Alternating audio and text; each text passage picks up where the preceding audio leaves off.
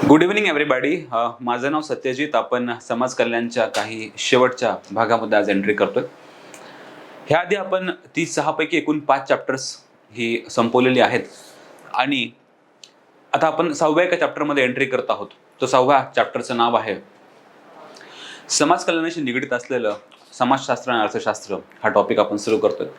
Basically तुम्हाला ह्या टॉपिकमध्ये काय अपेक्षित आहे हे आधी आपण समजून घेऊ की ह्यांचा कंटेंट ह्यांना काय अपेक्षित आहे. मागच्या वर्षीचे काही प्रश्न जर बघितले, सिलेबसचा अर्थ समजून घेतला आणि चांगले रेफरन्स बुक वापरले तर ह्याचा अर्थ असा असतो की समाजशास्त्रामध्ये जे विचारवंत आहेत, जे थिंकर्स आहेत, ते समाज कल्याणाच्या निगडीतच्या संकल्पना आहेत ह्या कशा प्रकारे मांडतात. तर एकंदरीत आपल्याला समाज कल्याणामध्ये समाजशास्त्रातला काही कन्सेप्ट शिकणं ह्यामध्ये अपेक्षित असतं. तर बेसिकली हा समाजशास्त्रामधला एकंदरीत थोडासा ऑप्शनल सारखा दिसणारा टॉपिक आहे, 6 टॉपिक, की जो आपल्याला सोशिओलॉजीमधल्या काही की कन्सेप्ट्स आणि काही महत्त्वाच्या विचारवंतांचा इथे अभ्यास करणं आवश्यक असतं. आणि ह्या विचारवंतांच्या त्या आयडियाज, त्या आयडियॉलॉजीज, त्याचबरोबर त्यांच्या संकल्पना, त्यांच्या परिभाषा, वेगवेगळ्या कन्सेप्ट, समाजशास्त्राचं जे उत्क्रांती झालेली आहे ती कशी झालेली आहे, त्याच्यावर कुठल्या कुठल्या थिंकर्सचं काय काय म्हणणं आहे, कार्ल मार्क्स घ्या, एमिल डुर्कहीम घ्या, मॅक्स वेबर घ्या, ह्या सगळ्या थिंकर्सचं समाजशास्त्रीय दृष्टिकोनातनं आपल्याला अभ्यास करणं ह्या चॅप्टरमध्ये अपेक्षित आहे. तर आपण ह्या चॅप्टरसाठी देखील एक अत्यंत स्टँडर्ड रेफरन्स बुक वापरतोय. ह्याआधी देखील आपण एकदा मुंबई विद्यापीठाचं पुस्तक वापरलेलं आहे. एक शिवाजी विद्यापीठाचं एक डिस्टन्स एज्युकेशनचं बुक वापरलं आहे आपण. आणि आता पुन्हा एकदा आपण एक चांगला रेफरन्स, खूप स्टँडर्ड रेफरन्स वापरतोय. त्या स्टँडर्ड रेफरन्सचं अगेन नाव आहे शिवाजी विद्यापीठाचं, कोल्हापूर विद्यापीठाचं एक बुक आहे, जे स्पेशली ह्या थिंकर्सवर बनलेलं आहे, सोशिओलॉजिकल थिंकर्सवर. त्या पुस्तकाचं नाव जे आहे ते सिलेबस इज स्पेशल पेपर 7 है ना. आणि हा जो सिलेबस तुम्हाला दिसेल त्यामध्ये तुम्हाला जो पेपर 7 आहे किंवा जो फर्स्ट हाफ आहे तो आहे वेस्टर्न थिंकर्सचा and the second half is about Indian sociological thinkers. Basically हे बुक जे बनलंय, हा जो रेफरन्स बुक बनलाय, हा रेफरन्स बुक आहे समाजशास्त्राचा सिलेबस, सोशिओलॉजीचा सिलेबस, BA MA विद्यापीठामधला. आणि हा सिलेबस जो आहे एक्झॅक्टली कंटेंट आपल्याला सोशिओलॉजी ऑप्शनलसाठी खूप महत्त्वाचा ठरतो. कारण ज्या डेप्थमध्ये ह्या पुस्तकामध्ये समजून सांगितलं दॅट इज व्हेरी ब्युटिफुल. आणि ते समजून घेताना आपल्याला ऑप्शनलच्या लेवलची आपण तयारी करतो. पण समाज कल्याण अधिकारी ह्या बॅचसाठी आणि एक्झामसाठी ह्या एवढ्या डेप्थची अजिबात गरज नाही. एवढ्या डीपमध्ये जाऊन त्याला समजून घेणं, विश्लेषण करणं आणि ते लिहिणं हे अपेक्षित नाहीये. आपल्याला समाज कल्याण अधिकारी ह्या परीक्षेसाठी ह्या चॅप्टरमधली काही थिंकर्स आणि त्यांची महत्त्वाच्या संकल्पना आणि त्याचा बेसिक अर्थ माहीत असणं आवश्यक आहे. जसं किंवा एमिल डुर्कहीमनं आत्महत्येच्या सिद्धांतामध्ये काय म्हटलं आहे, ते कुठले 4 सुसाईडचे प्रकार आहेत जो एमिल डुर्कहीम सांगतो, किंवा कार्ल मार्क्सची वर्गसंघर्षाची संकल्पना समजून सांगा, हिस्टॉरिकल मटेरियलिझम म्हणजे काय. So you should know this concepts in one line. Okay, and you need not to go into the depth of these concepts, which actually is the demand of requirement of the optional topic and not the this समाज कल्याण अधिकारी examination. पण आपल्याला ह्या standard reference बुकमधनं थिंकर्सची नावं आणि त्या थिंकर्सच्या महत्त्वाच्या संकल्पना आपल्याला त्याची तोंडओळख होईल ही त्याची अपेक्षा. तर आपण हा बुक वापरूच, पण थोडा स्मूथली एकदम लेट्स से काय म्हणाल स्विफ्टली जाऊ, थोडंसं फास्ट जाऊ. नाव, संकल्पना आणि त्यामध्ये काय सांगितलं आहे हे मी तुम्हाला स्वतः समजून सांगेल. कारण इथून वाचण्यापेक्षा, मी इथून शिकवताना वाचण्यापेक्षा मी समजून सांगितलं तुम्हाला अधिक व्यवस्थित समजेल. तुमचं काम असणार आहे की हा रेफरन्स बुक तुम्हाला एक ज्या कन्सेप्ट तुम्हाला समजत नाहीत किंवा विसरल्या किंवा तुम्हाला पुन्हा एकदा रिव्हिजिट करण्याची गरज आहे, पुन्हा कन्सेप्ट क्लिअर करण्याची गरज आहे आणि तुम्हाला त्याबद्दल अधिक नॉलेज हवं असेल, तर त्यावेळी तुम्ही हा रेफरन्स बुक वापरा, ही अशी एक रिक्वेस्ट. हा रेफरन्स बुक मी ऑलरेडी मॉर्निंगला त्या सोशिओलॉजीच्या ग्रुपवर, सोशिओलॉजी सत्यजित नावाच्या ग्रुपवर टेलिग्रामवर मी ऑलरेडी शेअर केला आहे. आपला नेहमीचा सोर्स तुम्ही तो तिथून हा PDF ही डाउनलोड करू शकता. हे एक अत्यंत स्टँडर्ड रेफरन्स बुक, एक चांगल्या मोठ्या विद्यापीठाचं पुस्तक आहे आणि ह्यावर आपण डोळे झाकून ट्रस्ट करू शकतो असं ते एक रेफरन्स बुक आहे. फक्त एवढंच की ह्याच्या डेप्थमध्ये आपल्याला जायचं नाहीये. ह्यांची नावं आणि कन्सेप्ट्स आणि त्यात थोडासा अर्थ, बेसिक अर्थ आपल्याला माहीत करून घ्यायचा आहे. तर ह्या पुस्तकाची त्यांनी रचना कशी केली आपण बघू. जो स्टँडर्ड रेफरन्स, हा रेफरन्स आम्ही ॲक्च्युली सोशिओलॉजी ऑप्शनल शिकवताना वापरतो. It's very very important and the students who are preparing in Marathi for sociology optional they use this book. Okay. आणि ह्या पलीकडे देखील आणखी एक बुक आहे प्रदीप आगलावे यांचं, आणि प्रदीप आगलावे यांचं समाजशास्त्रीय विचारवंतावर एक सेपरेट बुक आहे. त्या प्रदीप आगलावेंच्या बुकमध्ये देखील बऱ्याचशा आणखी ॲडिशनल समाजशास्त्रज्ञांचं विश्लेषण आणि त्याच्या संकल्पना समजून सांगितलेलं आहे. आपण ह्यामध्ये बघू की ह्यामध्ये आपल्याला नेमकं काय कंटेंट मिळणार आहे अभ्यास करायला. ओके. जर मी ह्याच्या इंडेक्समध्ये गेलो तर इंडेक्समध्ये मला दिसतं की we have 2 sets of the content. त्यातला जो पहिला सेट आहे तो पहिला सेट आहे वेस्टर्न थिंकर्सचा. ओके, त्यातला मी हा चॅप्टर जे सेमिस्टर 5 पेपर 7 त्यांनी जो मेन्शन केलाय, त्या सेमिस्टर 5 पेपर 7 मध्ये आपल्याला 4 खूप महत्त्वाचे थिंकर्स बघायचे. ते थिंकर्स आहेत August Comte, Emile Durkheim, then Karl Marx and Max Weber. हे 4 इम्पॉर्टंट थिंकर्स आपल्याला ह्या पहिल्या हाफमध्ये ह्या बुकच्या मिळतील. And in the second half of this book we have the Indian thinkers, especially M N Srinivas, then Ghurye, then Irawati Karve and even AR Desai. हे 4 thinkers हे Indian sociological thinkers आहेत की वेस्टर्न सोशलॉजीचा जो ॲप्लिकेशन आहे तो इंडियन सोसायटी शिकताना कसं करता येईल. Let's say for example we have AR Desai, त्यांनी मार्क्सिस्ट आयडियाज इंडियन सोसायटी शिकताना वापरलेले आहेत. तर असे 4 वेगवेगळे थिंकर्स आपल्याला ह्या बुकमध्ये सापडतील. So 4+4 that is 8 thinkers, sociological thinkers आपल्याला बघायचे. तुम्ही जर मागच्या PYQs बघितल्या, प्रिव्हियस इयर्स क्वेश्चन्स ह्या समाजकल्याण अधिकारीच्या बॅचसाठी, ते विल फाइंड आउट की mostly they are focusing on the western thinkers, especially हे महत्त्वाची नावं. आणि त्यामध्ये Max Weber, Karl Marx, Durkheim and August Comte ह्यावर खूप रिपिटेटिव्हली प्रश्न पडलेले आहेत ऑलरेडी.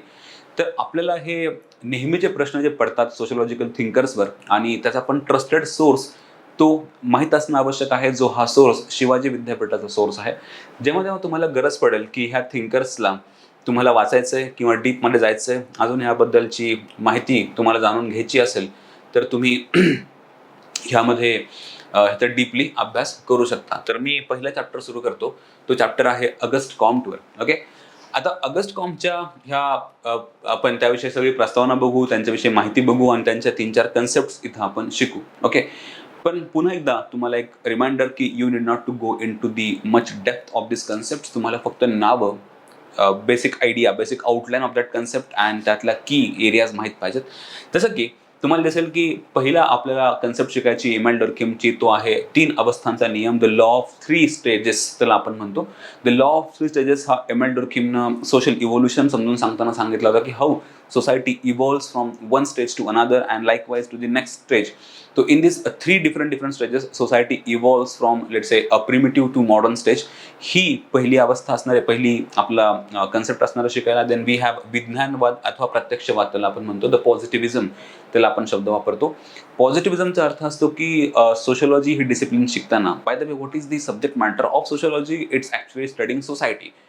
सोशलॉजी सोशल रिलेशन्स आणि सोसायटी शिकण्याचा प्रयत्न करते.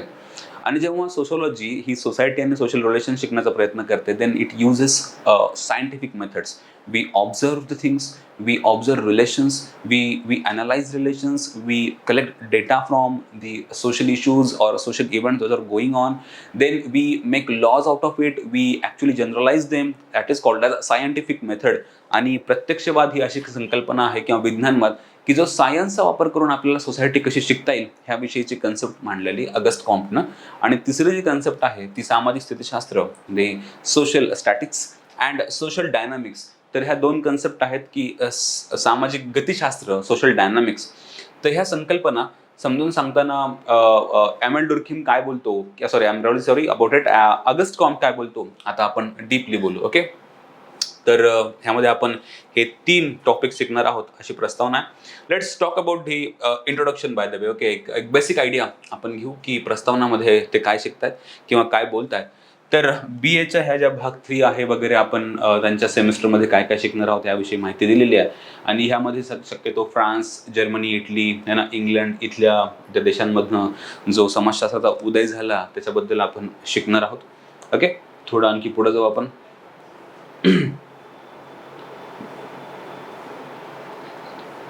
ओके, ऑगस्ट कॉम्टचा अल्पसा परिचय आणि त्याच्या आधी एक मला एक कोट दिसतोय, तो कोट थोडासा इम्पॉर्टंट आहे.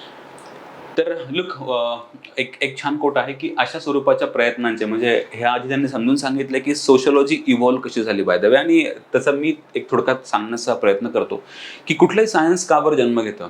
व्हाय फिजिक्सनं जन्म घेतला, केमिस्ट्रीनं जन्म घेतला, मॅथमॅटिक्सनं जन्म घेतला किंवा इतर कुठल्याही एखाद्या शास्त्रानं जन्म का घेतो.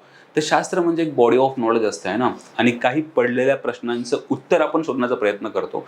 आणि काही पडलेल्या प्रश्नांचं उत्तर शोधताना आपल्याला लॉज सापडतात, थेरी सापडते, ऑब्झर्वेशन सापडतात आणि त्यातनं आपण जनरलायझेशन करतो. ओके, तर बेसिकली काही पडलेल्या प्रश्नांची उत्तरं जर आपण एकत्र केली तर त्याला आपण एक शास्त्र असं म्हणतो. जसं की फिजिक्स काय करतं की ॲपल का पडतं किंवा पृथ्वी का फिरते किंवा what is electron, proton, photon, Y electricity generates, what is magnetism.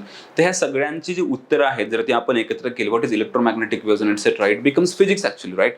तो एक एक सायन्स काय असतं की अ बॉडी ऑफ नॉलेज जो प्रश्नांची उत्तर देण्याचा प्रयत्न करतो. एक्झॅक्टली सोशिओलॉजी पण एक सायन्स आहे, कारण सोशिओलॉजी समाजामध्ये पडणाऱ्या ह्या घडणाऱ्या घटनांविषयी उत्तर देण्याचा प्रयत्न करतं. किंवा मॅरेज काय आहे, मॅरेज आपण का करतो, what is family system, what is changes in family system, समाजामध्ये कुठल्या कुठल्या समस्या आहेत, ते का होतात. तर बेसिकली समाजाचा जेव्हा आपण अभ्यास करतो आणि जे प्रश्न पडतात की समाज हा कुठून आला, कसा इव्हॉल्व्ह झाला, है ना. यू कॅन से की ही आधुनिक समाज म्हणजे काय, आधी आपण आधुनिक होतो का, एटसेट्रा. धर्मसंस्था काय असते, पॉलिटिकल संस्था काय असते, ह्या सगळ्या बेसिक बेसिक प्रश्नांची जी उत्तरं आपण शोधतो, ती उत्तरं शोधताना आपण त्याचा एक संच तयार करतो. We make a set of out of it and we get a science. So sociology is science nothing but the answers of few questions which are actually happening in society.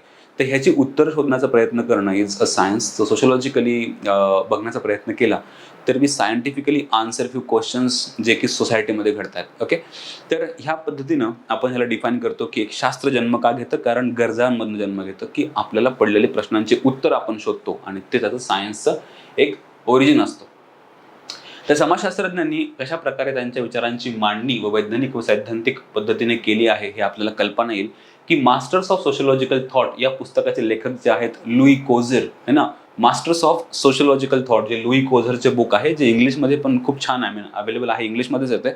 तर हे बुक सोशियोलॉजी ऑप्शनलला आम्ही वापरतो. तर Louis कोझर ह्यांच्या अभ्यास मांडणीमध्ये असे नमूद केलेले आहे की विविध समाजशास्त्रज्ञांनी ज्या समाजशास्त्रीय विचारांचे योगदान केले आहे, विविध समाजशास्त्रज्ञांनी ज्या समाजशास्त्रीय विचारांचे योगदान केलेले आहे ते विचार म्हणजे समाजशास्त्रीय विचारांचे सामाजिक परिस्थितीशास्त्र आहे. The knowledge contributed by the different sociologist be called as the ecology of sociological ideas. जसं की फिजिक्समध्ये किती थिंकर्स आपण बघतो. थिंकर्स अर्थ like Einstein, we have Newton, we have let's say Thomson. हे सगळेच जण मिळून फिजिक्समध्ये काहीतरी कॉन्ट्रीब्यूट करतात, तसंच केमिस्ट्रीमध्ये काहीतरी कॉन्ट्रीब्यूट होतं, तसंच काहीतरी सम अदर सायन्सेस. तर ह्याचा अर्थ होतो की these scientists in physics or mathematics and etc. they are contributing their ideas into that discipline, and that discipline is taking place and it is expanding over and over again, right. And exactly like that sociological thinkers, they generate their ideas, they give answers to few questions, and that's how a particular sociological science evolves. तर ह्याचा अर्थ होतो की समाजशास्त्रामध्ये ज्या समाजशास्त्रीय विचारांनी ज्या आयडियाजची भर घातली, त्या भर घातल्यानं त्या सोशियोलॉजीच्या सायन्सचा जन्म झालेला आहे. तर हे लुई कुझर हे त्याबद्दल बोलतात. तर तुम्ही ह्याला लक्षात ठेवा की लुई कोझर नावाच्या थिंकरनं हे स्टेटमेंट दिलं होतं की the knowledge contributed by the different sociologist, सामाजिक है ना, समाजशास्त्रीय विचारवंत आपण त्याला म्हणतो. ह्याला आपण सोशियोलॉजिकल आयडियाजची इकोलॉजी असं संबोधित करतो. ऑगस्ट कॉम्टची आपण ओळख करून घेऊ.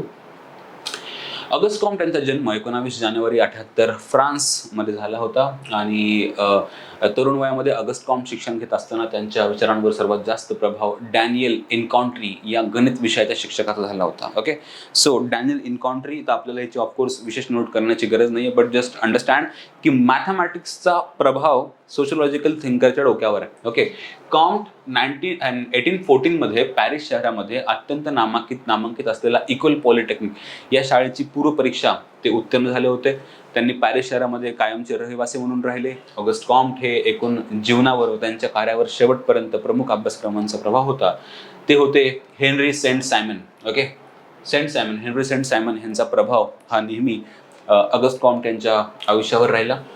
फ्रेंच राज्यक्रांतीचा परिणाम म्हणून फ्रान्समधल्या समाजव्यवस्थेमध्ये ज्या विविध घटना घडून आल्या, okay, look at that the statement की फ्रेंच राज्यक्रांतीचा जो परिणाम म्हणून की फ्रान्समधल्या समाजव्यवस्थेमध्ये ज्या विविध घटना घडून आल्या, त्या प्रकारची जी अवस्था निर्माण झाली किंवा अवस्था, द डिस्टर्बन्सेस जे फ्रेंच रिव्होल्युशननं तयार केले, डिस्टर्बन्सेस, राईट. ह्या डिस्टर्बन्सेसचा अभ्यास करायला एका सायन्सची गरज होती की समाजामध्ये हे काय चाललंय, काय चांगलं चाललंय, काय वाईट चाललंय, why it is going on, ह्या प्रश्नांची उत्तरं देण्याची गरज होती. तर फ्रेंच राज्यक्रांतीचा परिणाम म्हणून फ्रान्समधल्या समाजव्यवस्थेमध्ये ज्या विविध घटना घडून आल्या, त्यातली एक प्रकारची अव्यवस्था निर्माण झाली होती सोसायटीमध्ये. Disturbance, why disturbance? Actually French रिव्होल्युशननं डेमोक्रेसी आणली, लिबर्टी, इक्वॅलिटी, फ्रॅटर्निटी आणली, पण आधीची राज्यव्यवस्था ही मोडकळीस आणली, तर आता एकदम नव्यानं एक नवीन सिस्टम तयार झालेली आहे. म्हणून ही नवीन सोसायटी तयार झालेली आहे आणि जेव्हा सोसायटी एका अवस्थेतून दुसऱ्या अवस्थेत चेंज होत असते, तेव्हा तिथे काहीतरी डिस्टर्बन्स, खडबडी असते. तर हा तो पिरियड होता ज्यावेळेस जी ऑगस्ट कॉम्ट ऑब्झर्व्ह करतो सोसायटीला, दॅट वॉज डिस्टर्बिंग पिरियड, कारण society was transforming from monarchy, राजेशाहीकडनं आता लोकशाहीकडे वळतीये, आणि दॅट ट्रान्झिशन फेज, तो संक्रमणाचा काळ, हे डिस्टर्बन्सचा काळ होता. आणि ह्या बद्दल आपण बोलतोय की एक प्रकारची अव्यवस्था तिथे तयार झाली होती. ओके, त्याविषयी ऑगस्ट कॉम्ट समाधानी नव्हते आणि त्यांना ज्या प्रकारची समाज व्यवस्था अपेक्षित होती त्या प्रकारची समाज व्यवस्था ह्या नैतिकतेवर आधारित असावी असं त्यांना अपेक्षित होतं, की एक स्टॅबिलिटी असावी, शांतता आणि सुव्यवस्था असावी असं त्यांना वाटायचं. त्या दृष्टिकोनातून त्यांनी प्रयत्न करत असताना वस्तुनिष्ठ नियमांवर आधारित अशा स्वरूपाची एक वैज्ञानिक अभ्यासाची शाखा निर्माण करण्याचा प्रयत्न केला, की ते म्हणले की आपल्याला सोसायटी एक व्यवस्थित प्रकारे त्याची घडी बसवायची आहे, सोसायटी चांगली करायची आहे, डिस्टर्बन्स नको आहेत. ह्यासाठी आपल्याला सोसायटी काय आहे शिकणं आवश्यक आहे. तर सोसायटी काय आहे हे शिकायचं असेल तर तुम्हाला एक नवीन सायन्स तयार करावं लागेल, तर त्याला आपण समाजशास्त्र असं नाव देऊ, असं ऑगस्ट कॉम्ट म्हणाले. तर त्याला समाजशास्त्र, सोशिओलॉजी किंवा समाजाचे शास्त्र, असं सायन्स ऑफ सोसायटी असं म्हटले गेले. तर हे पण लक्षात ठेवा की ऑगस्ट कॉम्ट हे समाजशास्त्राचे जे जनक आपण म्हणतो जनक होते. ओके, की त्यांनी समाजशास्त्राची संकल्पना मांडलेली, इव्हन नाव पण समाजशास्त्र संकल्पना त्यांना दिलेलं आहे. तर सोशिओलॉजी नावाचं एक नवीन सायन्स तयार करायची कल्पना त्यांना आली, किंवा समाजाचे विज्ञान, the the science of society आपण त्याला म्हणतो, असे त्यांनी म्हटले, the science of society. Okay, इक्वल पॉलिटेक्निकमध्ये काम करत असताना त्यांनी पॉझिटिव्ह फिलॉसॉफी किंवा विज्ञाननिष्ठ तत्वज्ञान हे समाजशास्त्रीय लिखाण करून 1842 मध्ये ते प्रकाशित केले. Okay, what I am talking about, विज्ञाननिष्ठ है ना तत्वज्ञान, विज्ञाननिष्ठ तत्वज्ञान, द पॉझिटिव्ह फिलॉसॉफी. पॉझिटिव्हचा अर्थ असतो नॉट पॉझिटिव्ह और निगेटिव्ह, इट्स अबाउट विज्ञान. पॉझिटिव्हचा अर्थ असतो विज्ञान. ओके, तर विज्ञाननिष्ठ तत्वज्ञान हे समाजशास्त्रीय लिखाण करून ते 1842 मध्ये त्यांनी प्रकाशित केले. आता पुढे बघू आपण. ओके, हे सर्वात महत्त्वाचं एक टॉपिक आहे. हा एक सिंपल क्वेश्चन आहे आणि जो नेहमी विचारतात ह्या एक्झामसाठी समाज कल्याण अधिकारीच्या, की ऑगस्ट कॉम्ट यांनी सर्वप्रथम सोशिओलॉजी किंवा समाजशास्त्र ही संकल्पना, ही संज्ञा मांडली, सोशिओलॉजी, दिस आयडिया. ओके, ज्यावेळी ऑगस्ट कॉम्ट यांना पहिल्यांदा ज्या सामाजिक शास्त्राची मांडणी केली त्यावेळी त्याला सोशल फिजिक्स त्यांनी आधी नाव दिलं होतं, सोशल फिजिक्स.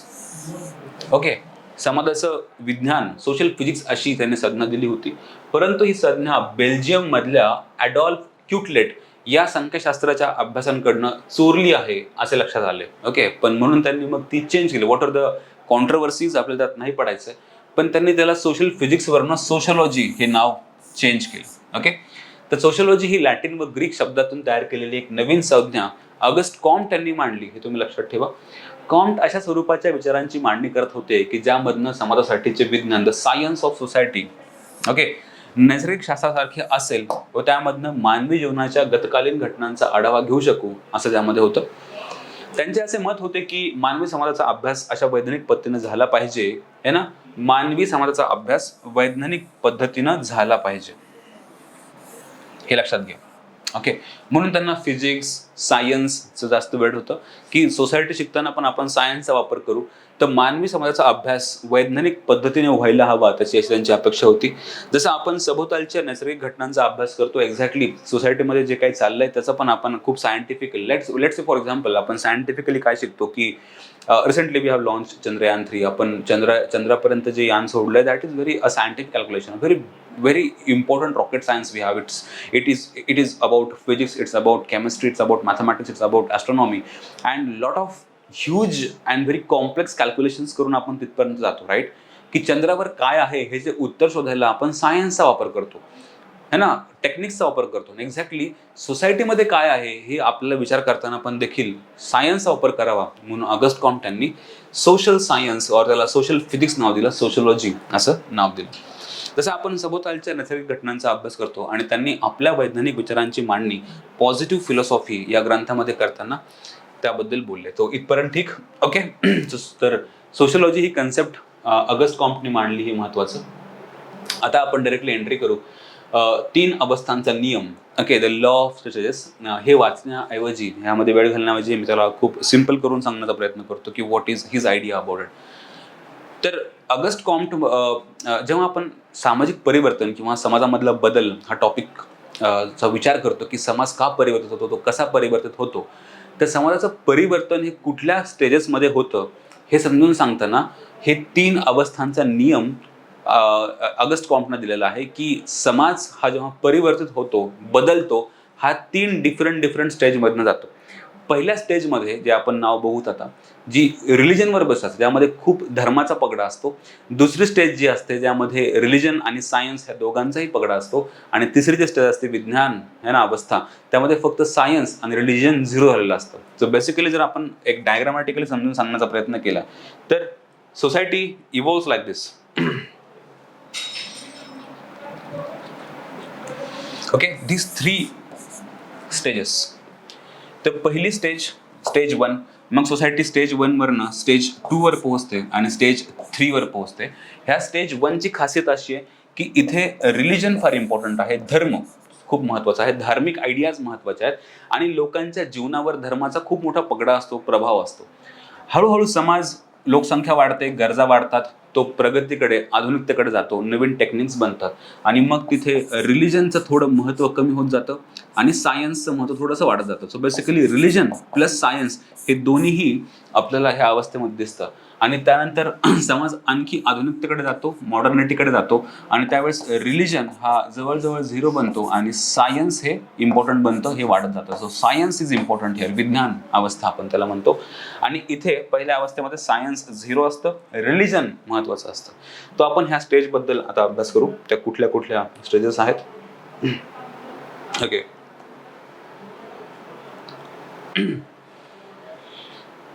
तर ह्या 3 अवस्थांचा डेफिनेशन बघू आपण की 3 अवस्थांचा नियम किंवा मानवी विकासांच्या अवस्थांचा नियम, मानवी विकास बोलतो आपण, right. So evolution of human societies. तर मानवी विकासाच्या अवस्थांचा नियम कॉमच्या समाजशास्त्रीय विचारातील एक प्रमुख विचार आहे वगैरे वगैरे. आणि त्या त्या कुठल्या कुठल्या अवस्था असतात, त्यातली पहिली अवस्था असते धर्मशास्त्रीय अथवा काल्पनिक अवस्था. धर्मशास्त्रीय अवस्था. आता ही जी पहिली आपण जी डायग्राम काढली होती मगाशी की 1, 2 and 3 स्टेजेस, ओके, 3 अवस्था, त्यातली ही पहिली अवस्था आहे जिथं रिलिजनचं इम्पॉर्टन्स असतं, धर्माचं महत्त्व असतं. तर ह्याला आपण धर्मशास्त्रीय किंवा काल्पनिक अवस्था म्हणतो. इन सिम्पल वर्ड्स, ह्यामध्ये काय अपेक्षित आहे की ह्या समाजावर आणि मानवाच्या जीवनावर धार्मिक विश्वास आणि धार्मिक कल्पनांचा पगडा असतो. तर ती अवस्थेचं नाव आहे, लक्षात ठेवा, धर्मशास्त्रीय अथवा काल्पनिक अवस्था. त्यांच्या थेअरीमधली जी दुसरी अवस्था आहे, हे ना डीपमध्ये जायची अजिबात गरज नाही कारण हे ऑप्शनल नाही आहे. त्यांची दुसरी अवस्था आहे आध्यात्मिक अवस्था. अध्यात्म, ओके, आध्यात्मिक अवस्था त्याला आपण म्हणतो. ह्या डायग्राम मधली दिस इज सेकंड स्टेज, ह्याबद्दल आपण बोलतो. ही थर्ड आणि ही फर्स्ट ही धार्मिक अवस्था आहे. दुसरी जी आहे आध्यात्मिक अवस्था, ह्यामध्ये रिलिजन महत्वाचं आहे पण सायन्स जन्म घ्यायला लागतंय. ओके, तर विज्ञान देखील यामध्ये जन्म घ्यायला लागतं. तर अशी ही सेकंड, एक स्थित्यंतर आपण त्याला म्हणतो. रिलिजन अँड सायन्स हे दोघांचा इथे एक मिक्सचर आपल्याला दिसतं, त्याला आपण आध्यात्मिक अवस्था म्हणतो. अँड तिसरी जी अवस्था असते ऑगस्ट कॉमच्या ह्या थेअरीमधली, त्या तिसऱ्या अवस्थेला आपण विज्ञान अवस्था असं म्हणतो. Just we missed it. Yes, विज्ञानवादी अवस्था आपण त्याला म्हणतो. त्या डायग्राम मधली थर्ड स्टेज की जिथे अधिकाधिक आपण विकसित बनतो, अधिकाधिक आधुनिक बनतो, अधिकाधिक सायन्सवर डिपेंड राहतो आणि हळूहळू रिलिजनचा पगडा, रिलिजनचं महत्त्व कमी होईल, अशी जी अवस्था आहे त्याला आपण विज्ञानवादी अवस्था. तर ह्यातनं आपल्याला 2 इम्पॉर्टंट कन्सेप्ट कळाल्या. फर्स्ट ऑफ ऑल की सोशलॉजी ही संकल्पना किंवा संज्ञा किंवा ब्रांच तयार करण्यामागे जे जनक होते ते होते August Comte. And the very word of sociology किंवा समाजशास्त्र हा ऑगस्ट कॉम्ट यांनी इन्व्हेंट केलेला आहे. इथपर्यंत ठीक. दुसरी कन्सेप्ट कळाली आपल्याला की समाजशास्त्रातल्या ऑगस्ट कॉम्ट यांच्या विचारांबद्दल आपण शिकताना 3 अवस्थांचा सिद्धांत हा काय दर्शवतो, तर मानवाचा विकास जो होतो, मानवाचा समाज कसा परिवर्तित होतो आणि तो कुठल्या स्टेजमधनं होतो, हा 3 पायऱ्यांमधनं, 3 अवस्थांमधनं बदलतो. त्या 3 अवस्थांची नावं कुठली कुठली आहेत? धार्मिक अवस्था, त्याबरोबर त्याला आपण थिओलॉजिकल म्हणतो. दुसरी आहे आध्यात्मिक अवस्था आणि तिसरी आहे विज्ञान अवस्था. तर धर्म, अध्यात्म आणि विज्ञान हे 3 लाईनमध्ये, एका लाईनमध्ये आपण समाज बदलतो, परिवर्तित होतो आणि अधिकाधिक मॉडर्न बनत जातो. तर अशी ती संकल्पना लक्षात ठेवा. किंवा प्रश्न विचारतील की ऑगस्ट कॉमच्या ह्या 3 पायऱ्यांच्या किंवा 3 स्टेजच्या 3 अवस्थांच्या नियमामध्ये काय सांगितलं आहे, तर मानवी विकास कसा कसा होतो आणि रिलिजन आणि सायन्सचं काय कॉम्बिनेशन असतं हे सांगितलेलं आहे. दुसरी कन्सेप्ट बघू आपण आता. दुसरी कन्सेप्ट आहे ऑगस्ट कॉमचा जो प्रत्यक्षवाद आणि विज्ञानवाद ह्याबद्दल आपण समजून घेऊ. अगेन ह्यामध्ये डीप जाण्यासाठी, कारण ह्यांनी खूप छान समजून सांगितलेलं आहे, खूप डीप येत आहे, जे BS सोशलॉजीसाठी आवश्यक आहे की है ना, अभ्यास पद्धती, वास्तववादी वगैरे. पण just you need to focus on this 2 important concepts in this examination, प्रत्यक्षवाद आणि विज्ञानवाद. ओके, प्रत्यक्षवादाला आपण पॉझिटिव्हिझम असं म्हणतो. आता ह्याचं बॅकग्राऊंड थोडं समजून सांगतो की ह्या कन्सेप्ट आहेत का. मी ऑलरेडी बोललो की जो फेज किंवा ज्या आपण कालखंडाबद्दल बोलतोय, हा कालखंड आहे फ्रेंच रिव्होल्यूशन संपल्यानंतर लगेच इमिजिएट त्याच्यानंतरचा फ्रान्स. आणि ह्या काळ आहे एक 1789, 1700च्या लास्टला 1800 वगैरेचा तो पिरियड आहे. आणि ह्यावेळेस 1832ला ॲक्च्युली सोशलॉजीचा उगम झालेला आपण बघतो. तर 1830, 32, 20, 40 ह्या पट्ट्यामध्ये आपण चर्चा करतो, राईट. आणि हा जो पिरियड आहे, this phase is very important in the evolution of science. ह्या काळामध्ये खूप मोठे मोठे सायंटिस्टनं त्यांचे ऑलरेडी विचार मांडून झाले होते.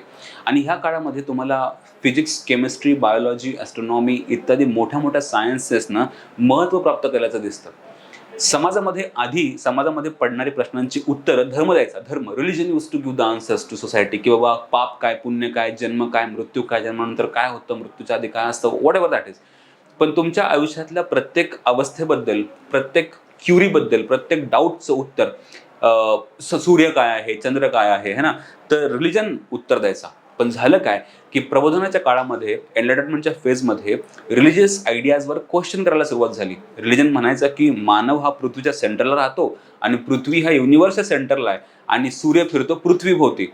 Basically science, especially physics and astronomy, proved it wrong. Okay, आणि ह्या रॉंग झाल्यामुळे लोकांना हे कळायला लागलं की धर्मानं आतापर्यंत आपल्याला मूर्खात काढलंय, उत्तरं चुकीची दिलीत आणि आपल्याला ही खरे आणि योग्य उत्तरं लपवलीत किंवा आपल्याला मिळाले नाही. आणि एक्झॅक्टली सायन्सचा जन्म झाला त्याच्या मागे तेच रिझन होतं की we actually started finding the very can say objective answers. आणि ज्यामुळे पूर्ण जगभरात सगळ्या समाजामध्ये सायन्सचं वातावरण होतं. सगळ्यांना सायन्स आवडायला लागलं होतं. सगळं trending, that was trending actually. आपण तुला जर सोप्या शब्दामध्ये सांगू तर science was trending at that time, very very trending. प्रत्येक गोष्ट, हे इंजिन, ती मशीन, ती फॅक्टरी, है ना, एव्हरीथिंग वॉज गोईंग सायंटिफिक. आणि ह्या सायन्सच्या जगामध्ये, सायन्सच्या युगामध्ये, ह्या ट्रेंडिंग वातावरणामध्ये समाजशास्त्राची उत्क्रांती किंवा उत्पत्ती व्हावी, ती पण सायंटिफिक व्हावी असा विचार ह्या लोकांना आला. ऑगस्ट कॉम्ट घ्या, जॉर्ज जिमेल घ्या, है ना, ह्या सगळ्या लोकांची एक इच्छा होती की आपण जे नवीन एक डिसिप्लिन तयार करतोय ते डिसिप्लिन देखील सायंटिफिक असावं आणि सायन्सचे लॉज वापरून त्यानं समाजाचा अभ्यास करावा, अशी डिसिप्लिन तयार करावी. एक्झॅक्टली ऑगस्ट कॉम्ट, है ना, आणि बाकीचे काही थिंकर्स की ज्यांनी, जसं की let's say Karl Marx, even max weber and etcetera, ह्या लोकांनी काय केलं की सायन्समधल्या आयडियाज घेतल्या आणि समाजशास्त्राचा अभ्यास सुरू केला. जसं आता आपण बघितलं मगाशी की सोशल फिजिक्सचं नाव म्हणा, social statics, social dynamics, these were the concepts in physics actually, right. Even तुम्ही जिओग्राफीकडे जर बघितला तर जिओग्राफीच्या जमिनीच्या लेअर असतात. जिओग्राफीनुसार जमिनी ही लेअरमध्ये असते. आपण ती आयडिया, लेअरची आयडिया, दॅट इज कॉल्ड स्तरीकरण, स्ट्रॅटिफिकेशन, ही सोशलॉजीमध्ये आणली. तर आपण सायन्सकडनं इन्स्पायर झालो आणि सायन्सचा अभ्यास, हर्बर्ट स्पेन्सर म्हणा, ऑगस्ट कॉम्ट म्हणा, ह्या लोकांनी काय केलं की सायंटिफिक टेक्निक्स वापरायला सुरुवात केली सोशलॉजीमध्ये. आणि त्यालाच आपण प्रत्यक्षवाद असं म्हणतो, की जेव्हा प्रत्यक्षवाद ही अशी सोशलॉजीमधली ब्रांच आहे किंवा जी अर्ली सोशलॉजी आहे की ज्यानं सायंटिफिक टेक्निक वापरल्या आणि समाजशास्त्राचा अभ्यास केला. For example, I would like to introduce one concept to you. ती कन्सेप्ट आहे डार्विनची. ओके, आता मी बायोलॉजीमध्ये एंट्री करतोय. डार्विन, त्या काळामध्ये जे सायन्सेस फेमस होते, the sciences were like physics, chemistry, biology, astronomy, mathematics and many other science, statistics and etcetera. डार्विनने जी कन्सेप्ट दिली होती, that was the survival of fittest. Okay, or the idea of evolution, उत्क्रांतीचा theory म्हणतो आपण त्याला, है ना, उत्क्रांती. आपल्याला आधी असं वाटायचं की मानवाचा जन्म देवानं घातलेला आहे. आपल्याला जन्म घालण्यामागे देव रिस्पॉन्सिबल आहे. आपला जन्म कोण घालतो तर देव घालतो. राजाचा जन्म कोण घालतो? देव घालतो. पण बेसिकली बायोलॉजिकल स्टडीजमधनं डार्विन हे प्रूव्ड दॅट की धिस बॉडी ही मल्टीसेल्युलर ऑर्गॅनिझम आहे आणि काही लाखो हजारो कोटी वर्षांपूर्वी this body use to be single cell. आपण उत्क्रांती झाली, आपले पूर्वज माकडं होती, सेपियन्स होती आणि इथून आपण उत्क्रांती होऊन आपण मानवाच्या जीवापर्यंत आलो. तर देवानं जन्म नाही घातलाय, उलट माणसानं देवाला जन्म घातलेला आहे ना, की आपण देव बनवले, आपण दगडांपासून देव बनवले, आपण आपल्या आयडियाजपासून देव बनवले. तर देवाने नाही तर मानवाने देवाला जन्म घातलाय. हे प्रूव्ह झालं बायोलॉजीमधनं, इव्होल्युशनमधनं. पण इव्होल्युशनमधून आपण काय शिकलो? ऑर्गॅनिझम आधी सिंगल सेल असतो है ना बायोलॉजिकली, अँड देन तो सिंगल सेल लाखो करोड वर्षानंतर उत्क्रांतीमधून एक एक मोठा मल्टीसेल्युलर कॉम्प्लेक्स ऑर्गॅनिझम बनतो, जसं की मानव. ओके, ह्याला हात आहेत, पाय आहे, डोका आहे, पोट आहे, सगळे अवयव आहेत. ह्यामध्ये लाखो करोडो सेल्स आहेत है ना, सेल्स राईट. पण आधी आपला जन्मच मानव म्हणून झालाय का? नो. एका छोट्या सिंगल सेल ऑर्गॅनिझम पासनं आपल्या करोडो वर्षानंतरच्या उत्क्रांतीमधनं जन्म झालेला. ही कन्सेप्ट आहे सायन्सची, ही कन्सेप्ट आहे बायोलॉजीची. आणि एक्झॅक्टली ह्या बायोलॉजीच्या कन्सेप्टला आपण सोशियोलॉजीमध्ये अप्लाय करण्याचा प्रयत्न केला. सोशियोलॉजीमध्ये अप्लाय करताना ही बायोलॉजी आणली Herbert Spencer.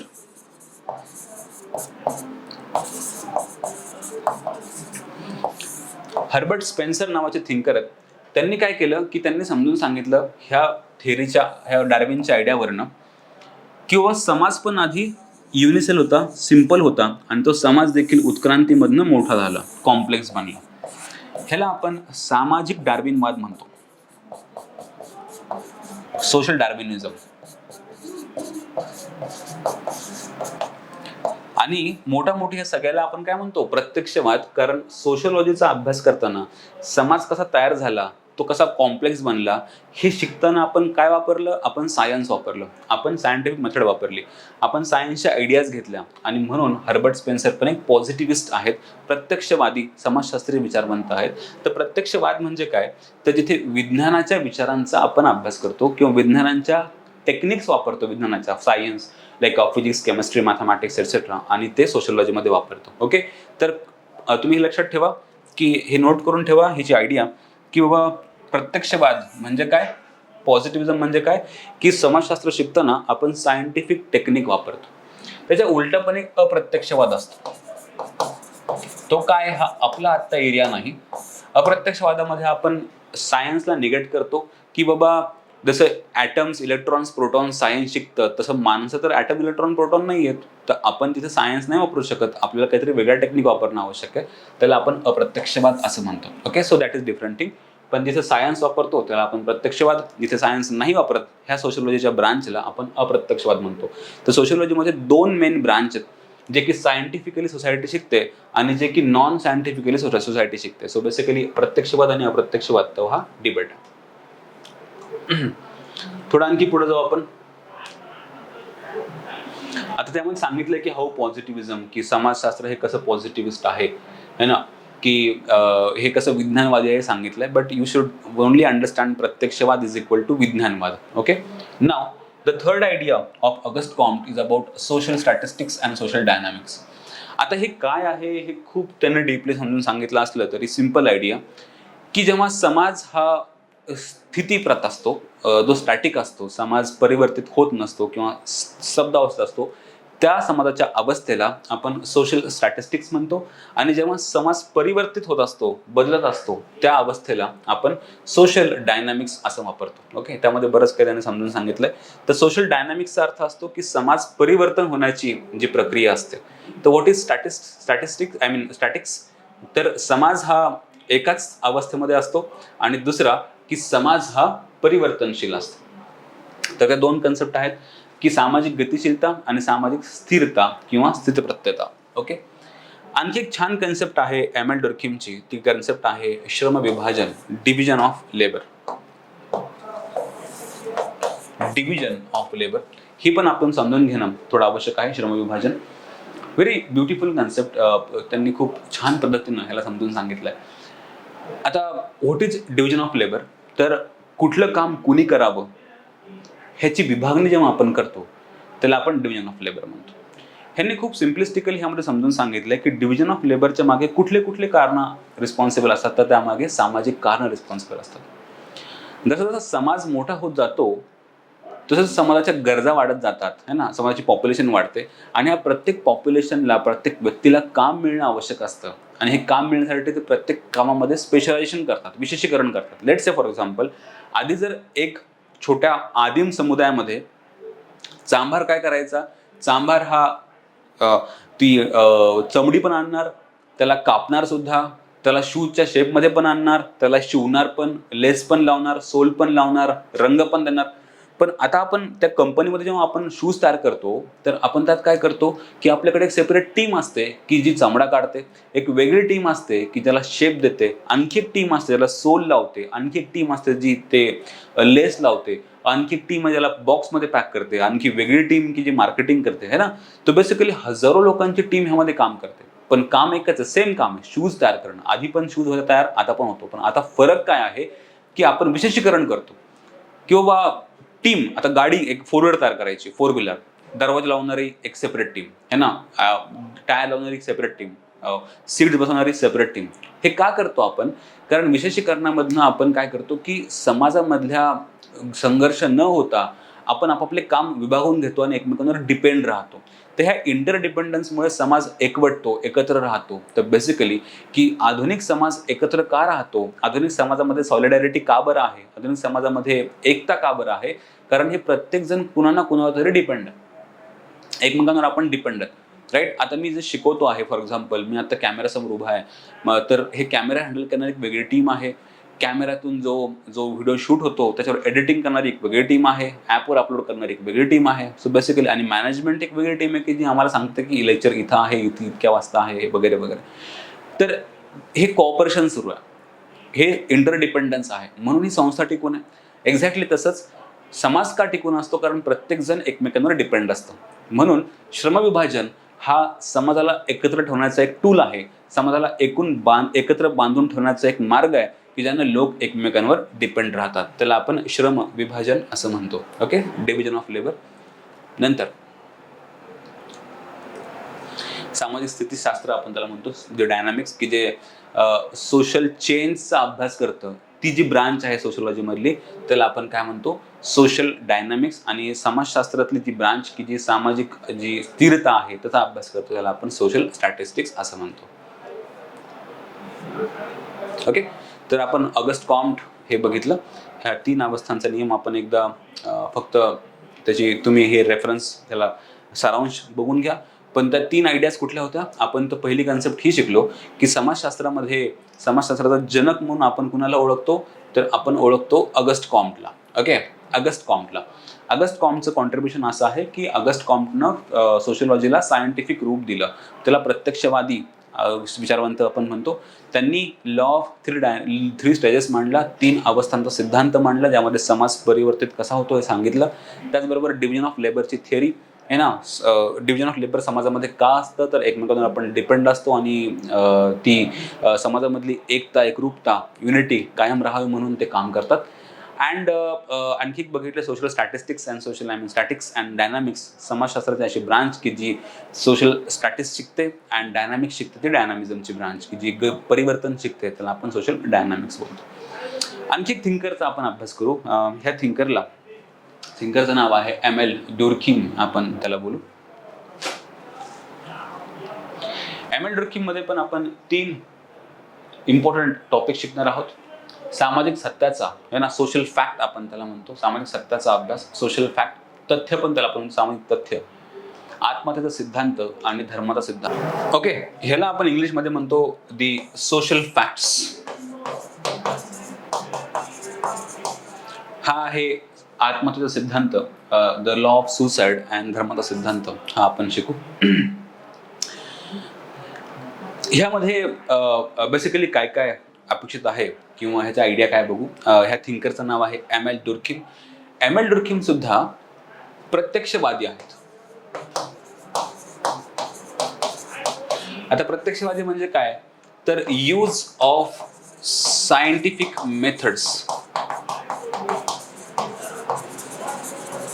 To study society.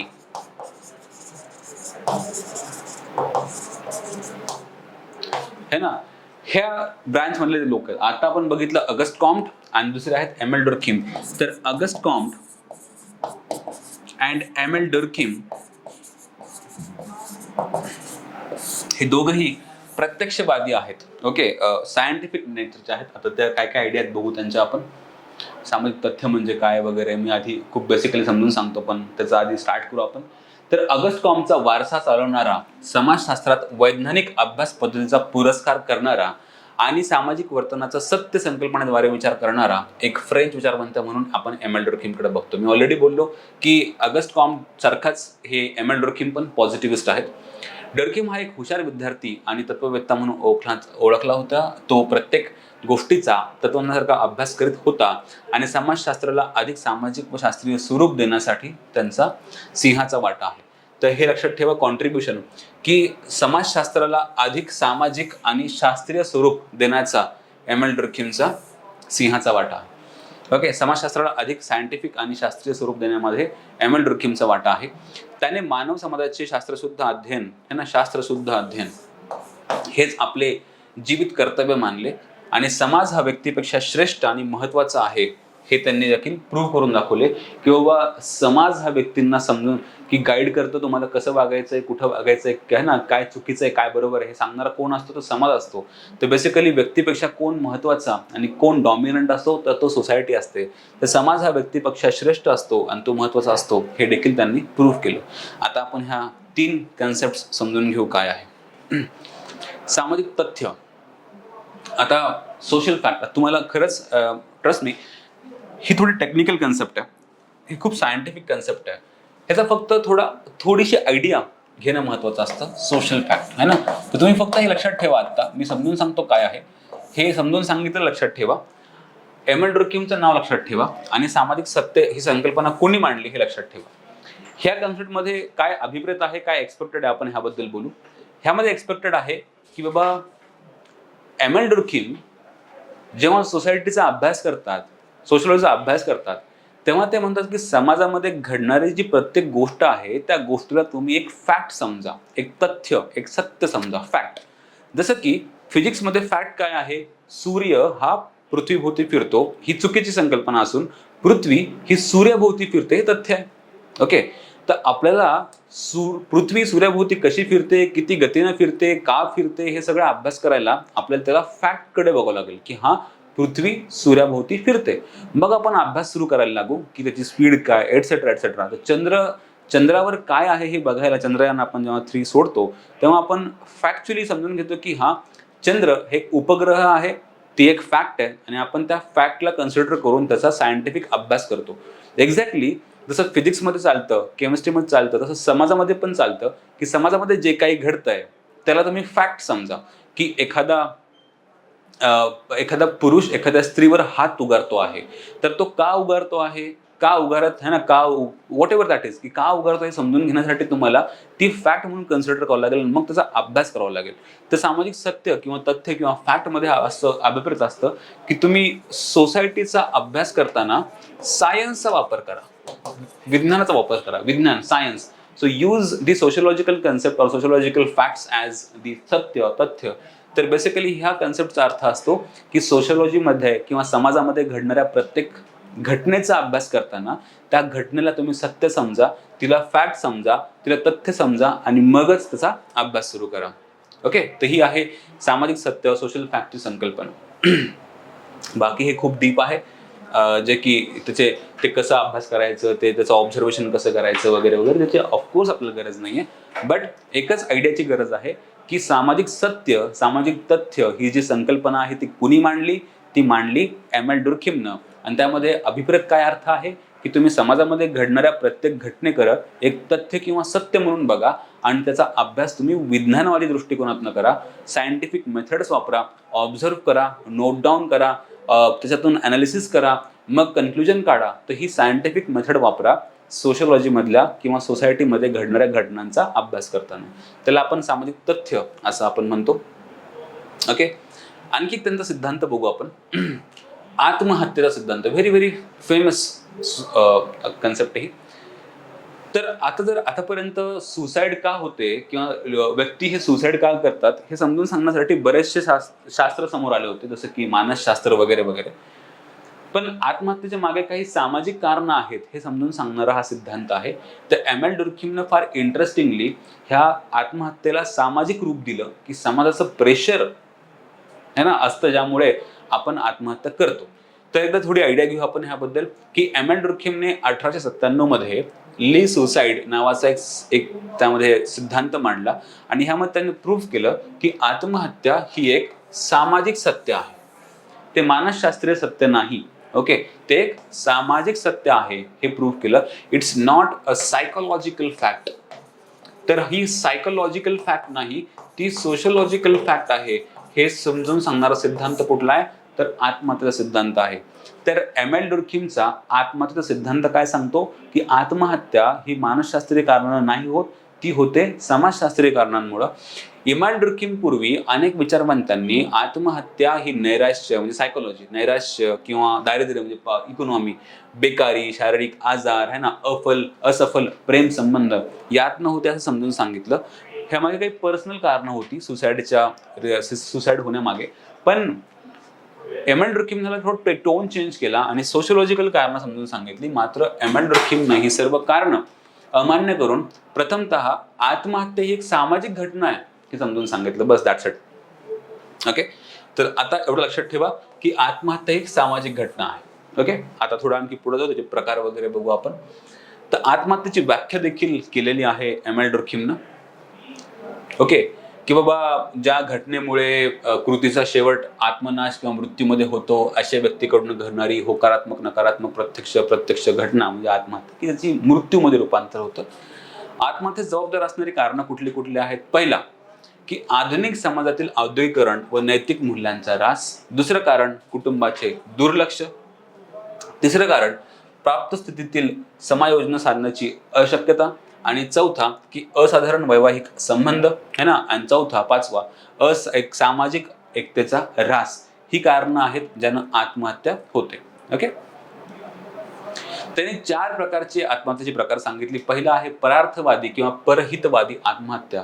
तर ती जी आत्महत्या आहे, आपण फक्त नाव लक्षात ठेवू त्याची, की कुठले कुठले प्रकार आहेत, त्याचा अर्थ काय आहे. अल्ट्रुइस्टिक सुसाईड म्हणतो आपण त्याला. आता बघा, एखादा जवान है ना, की let's say India Pakistan war आहे, 1998 घ्या, कारगिल वॉर घ्या, 1971 चा वॉर घ्या, 1962-65. त्यामध्ये आपण बघतो की बरेचसे जवान, आजही खूप सारे जवान रोज बॉर्डरवर मृत्युमुखी पडतात. त्यांना माहीत असतं की आपण जो जॉब करतोय, तर तो जॉब मधून आपला मृत्यू होऊ शकतो आणि होतात बऱ्याच जणांचे, राईट. तर बॉर्डरवरचा जवान तरी देखील त्या बॉर्डरवर उभा राहायला का तयार असतो? कारण त्याचं प्रेम त्याच्या देशावर असतं, मातृभूमीवर असतं, मायभूमीवर असतं. आणि त्या विचारापुढे, की त्या अल्ट्रुइस्टिक भावनेनं, की आपण आपल्या देशाचं रक्षण करायला आपण इथे उभा आहोत, ह्या परार्थवादी विचारानं तो आत्महत्येस तयार होतो. और स्वतःचा मृत्यू होण्यामागे त्याला माहित असतं की आपला मृत्यू इथे होऊ शकतो. It is suicide bye the वे. की बॉर्डरवर समोरून फोर्स येते, समोरून तोफगोळे मारतायत, बंदुका मारतायत, रणगाडे येतात, तरी देखील तो डिफेंड करतो कंट्रीला. It's suicide, right. का करतो सुसाईड तो? कारण त्याला देशावर प्रेम असतं. सो बेसिकली हा जो एक प्रकार आहे आत्महत्येचा, अकॉर्डिंग टू एम.एल. डुर्कहीम, त्याला आपण परार्थवादी किंवा परहितवादी म्हणतो, की ज्यामध्ये सेल्फ इंटरेस्टपेक्षा नॅशनल इंटरेस्ट महत्त्वाचे असतात. स्वतःपेक्षा समाज, देश महत्त्वाचा असतो. तर तो एक टाईप आहे परार्थवादी आत्महत्या. ओके, द अल्ट्रुइस्टिक सुसाईड आपण त्याला म्हणतो. दुसरं आहे आत्मकेंद्रित किंवा अहमवादी इगोइस्टिक सुसाईड. ही सुसाईड आपल्याला शक्यतो मॉडर्न सोसायटीमध्ये दिसते, अल्ट्रा मॉडर्न, की आपण ह्या मॉडर्न सोसायटीमध्ये सक्सेस आणि फेल्युअरचे पॅरामीटर्स सेट केलेले असतात. की जर तुमच्याकडे खूप पैसा असेल देन यू आर सक्सेसफुल. 10वीमध्ये 100% 98% पडले, 90+ गेले तर तुम्ही सक्सेसफुल आहात.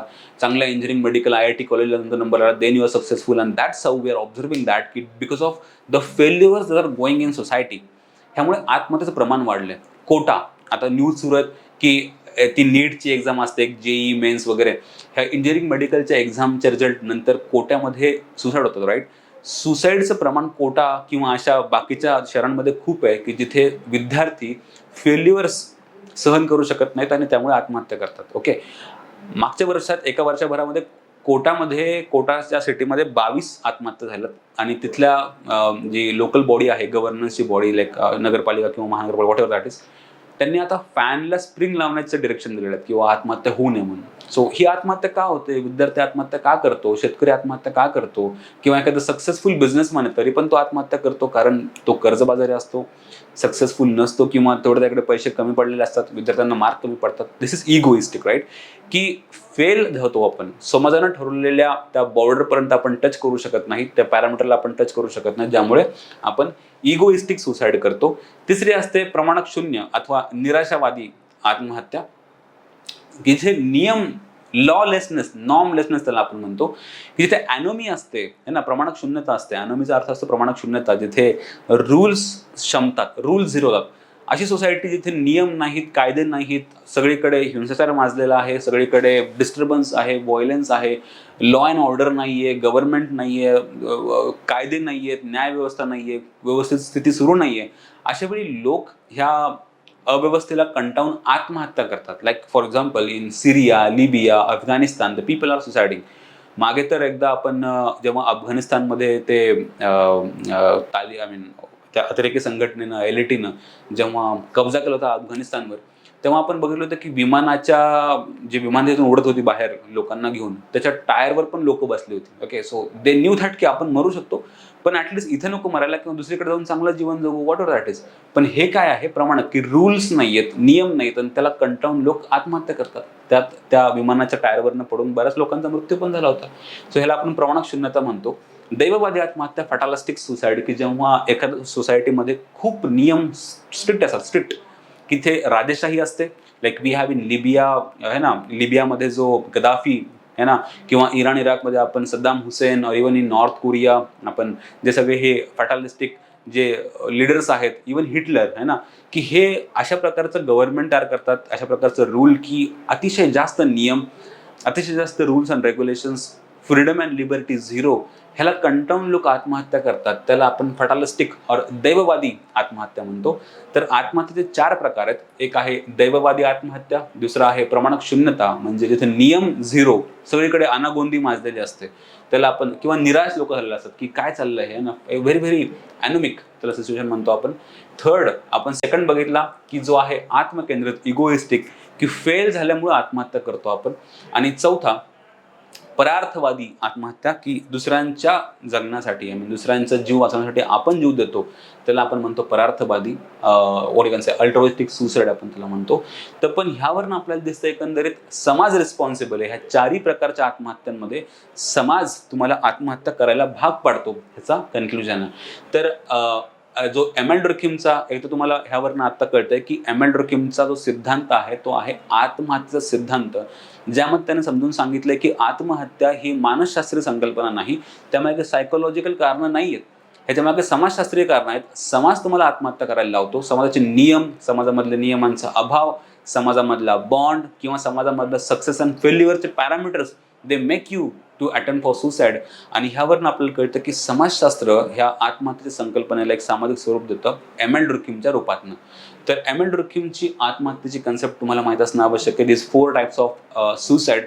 त्यानंतर एमेल डुर्कheimनं आणखी एक छान कन्सेप्ट दिली अबाउट रिलिजन. ओके, धर्म ही संकल्पना काय आहे ते समजून सांगतो मी तुम्हाला, कारण तुम्हाला एवढंच माहीत असणं आवश्यक आहे की बाबा एमेल डुर्कheimच्या धर्माच्या सिद्धांतामध्ये काय समजून सांगितलं आहे. ह्यामध्ये एमेल डुर्कheimने समजून सांगितलं की एमेल डुर्कheimने एक टॉर्बडॉन आयलंडवर एक ट्राईबचं ऑब्झर्वेशन केलं होतं. ते ट्राईब जी आहे त्या ट्राईबचे काही सिम्बॉल्स होते, काही जी प्रतीकं होती, त्या प्रतीकांची ती पूजा करायची. आणि जेव्हा ते पूजा करायचे किंवा ती सेरेमनी, फेस्टिवल करायचे, तेव्हा तो समाज सगळा एकत्र यायचा. ओके, जसं की आपण येतो ना, की दिवाळी म्हणा, दसरा म्हणा, किंवा असे कुठले सण जेव्हा आपण सेलिब्रेट करतो, वी कम टुगेदर. ओके, आपण जेव्हा एकत्र येतो तेव्हा समाज बांधला जातो, समाजामध्ये युनिटी तयार होते, समाजामध्ये प्रेम वाढतं, समाजामध्ये बंधुभाव वाढतो, समाजामध्ये एकता, एकाग्रता वाढते. ओके, तर एमेल डुर्कheim समजून सांगतो की रिलिजन जो आहे, धर्म जो आहे, तो ऍक्च्युअली माणसानं तयार केलेला आहे. कशासाठी तयार केलेला आहे? समाजाला एकत्र ठेवण्यासाठी तयार केलेला आहे. आपल्याला असं वाटतं की आपण देवाची पूजा करतो, आपल्याला असं वाटतं की आपण त्या सुपर नॅचरल पॉवरची पूजा करतो, but basically what we are worshipping, धर्म म्हणजे समाजाचीच पूजा असते. आपण एकत्र येतो, समाजाला एक ठेवतो. हे का करतो आपण? कारण समाज एकत्र राहावा म्हणून. देवाची पूजा करणं हे निमित्त मात्र आहे. The basic purpose, the important purpose or the main purpose behind it is to unify society, सोसायटीला एकत्र ठेवणं. ह्यावरनं आपल्याला कळतं की धर्माचा पर्पज, धर्माचा रोल काय आहे, तर समाजाला एकत्र ठेवणं. तर एमॅन डर्किमचा धर्माचा सिद्धांत हे प्रूव्ह करतो की समाजाला एकत्र ठेवायला धर्माची निर्मिती झालेली आहे. ओके, तो सगळा सिद्धांत आहे. Just you read it if you are interested. Very interesting concept by the way, very interesting. की विल ऑब्झर्व की है ना, की समाज हीच देवता आहे. Religion is nothing but the worship of society. देव वगैरे काही नसतं असं एमॅन डर्किम म्हणतो. देव ही सुपर नॅचरल पॉवर, कुठे आत्मा and all these are just निमित्त. फक्त आपण एकत्र काय येतो, कारण समाजाची पूजा करायला, समाजाची आपण पूजा करतो. ओके, सो ह्याबद्दल तुम्ही वाचून घ्या, ही कुठून आली कन्सेप्ट, कशी, what ever that is.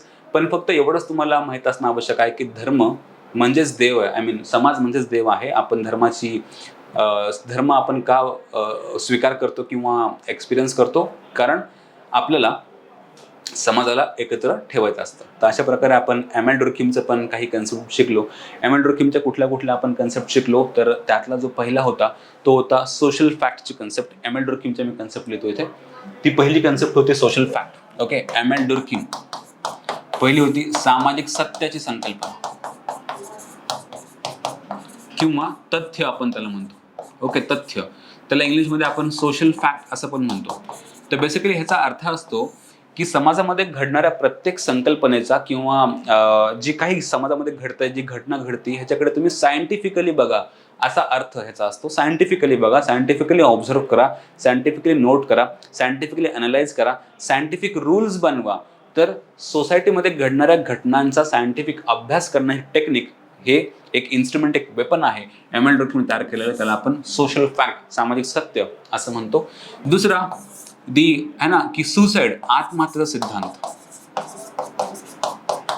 Okay, ह्यामध्ये त्याने समजून सांगितलं एमॅन डुर्किमनं की आत्महत्येच्या मागे समाजशास्त्रीय कारणं महत्वाची आहेत आणि आत्महत्येचे 4 जे प्रकार आहेत त्याची नावं तुम्हाला लक्षात ठेवायची. ओके, त्याचबरोबर तिसरा सिद्धांत, आपण तिसरी आयडिया बघितली की धर्माचा सिद्धांत,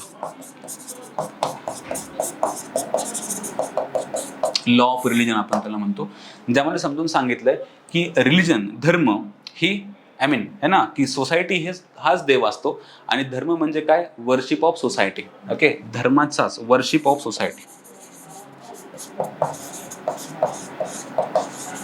आपण धर्म आय मीन जेव्हा धर्म सेलिब्रेट करतो, फेस्टिवल सेलिब्रेट करतो, ही देवाची पूजा नाही करत, आपण सोसायटीचीच पूजा करतो असं समजून सांगितलेलं आहे. तर हे 3 आयडियाज तुम्हाला माहीत असणं आवश्यक आहे. ह्यावर सरळ प्रश्न पडतो की बाबा ही संकल्पना कोणी मांडली, किंवा ह्याचे 4 प्रकार कोणते, ह्याचा अर्थ काय आहे, ह्याचा अर्थ काय आहे, ह्यामध्ये काय बोललं, बस एवढंच. ओके, इतकं सिंपल तुम्हाला माहीत असणं आवश्यक आहे. सो एमॅन डुर्किमचा आपण आयडिया बघितली. Then we will focus now on the next thinker called as Karl Marx आणि त्याच्या आयडिया कुठल्या आहेत. ओके, पहिलं आपण शिकू की तो आहे द्वंद्वात्मक भौतिकवाद. त्याला आपण डायलेक्टिकल मटेरियलिझम शब्द वापरतो. डायलेक्टिकल मटेरियलिझम. दुसरा आहे वर्ग संघर्षाचा सिद्धांत. आणि तिसरा आहे ना, की तो आहे कामगार वर्गाची अलगता किंवा अलिनेशन आपण तो शब्द वापरतो. If you can talk in English, आपण त्याला म्हणू की है ना, dialectical मटेरियलिझम.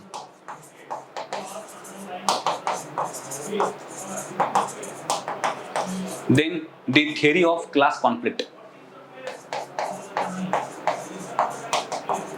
or class struggle. And then we have the next concept as what you can say कामगार वर्गाची अलगता. त्याला आपण म्हणतो the theory of alienation. Karl मार्क्सच्या ह्या आयडिया आहेत, एलिनेशनची थिअरी आपण त्याला म्हणतो.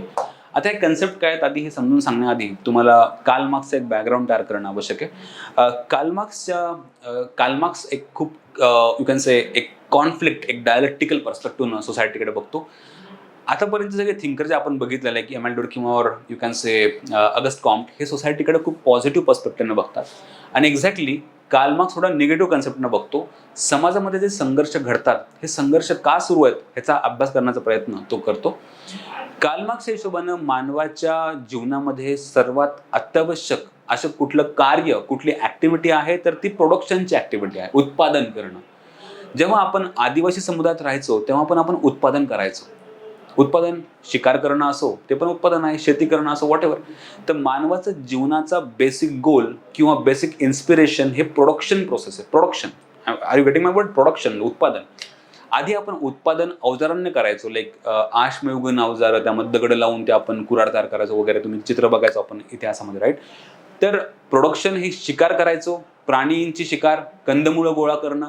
नंतर आपण शेतीकडे वळलो, स्टेबिलाइज झालो, शेतीमध्ये प्रोडक्शन करायला लागलो. मग हळूहळू आपण शेतीकडनं मूव्ह होऊन आपण इंडस्ट्रीकडे आलो, फॅक्टरी टाकल्या, यंत्र आणले, तिथं पण प्रोडक्शन करायला लागलो. इव्हन आजही ती सिस्टम चेंज झाली. Artificial intelligence, web designing, 3D printing. तर बेसिकली आपल्या production process he through out the history सुरू आहे. फक्त प्रोडक्शन प्रोसेसमध्ये बदललं काय आहे? प्रोडक्शन प्रोसेसमध्ये टेक्निक्स बदललेले आहेत, है ना, टेक्नॉलॉजी बदललेली आहे. आणि ह्या टेक्नॉलॉजी किंवा प्रोडक्शन करताना मानव हा प्रोडक्शन प्रोसेसमध्ये काही संबंधांमध्ये अडकतो, संबंध तयार करतो, संबंध. कारण प्रोडक्शन प्रोसेस ही एकट्या माणसाची कामगिरी नाही, एकट्या माणसाची ती ती ती कुवत नाही की तो प्रोडक्शन करेल. त्याला टीम लागते, त्याला ग्रुप लागतो. शिकार करणं असो, कंदमुळं गोळा करणं असो, शेती करणं असो, फॅक्टरीत काम करणं असो, किंवा काही कम्प्युटर कोडिंग करणं असो, like IT companies like Microsoft और ॲपल और Samsung, whatever those companies are. तुम्ही बघा की प्रोडक्शन प्रोसेस ही ग्रुपमध्ये चालते. हजारो वर्षांचा तुम्हाला इतिहास जर बघितला तर प्रोडक्शन प्रोसेस ही ग्रुपमध्ये चालते. आणि ह्या ग्रुपमध्ये काम करत असताना, प्रोडक्शन प्रोसेसमध्ये काम करत असताना आपण काही रिलेशन्समध्ये पडतो. रिलेशन्स कुठले? आपल्या सहकाऱ्यांसोबतचे आणि आपल्या मालकांसोबतचे, राईट?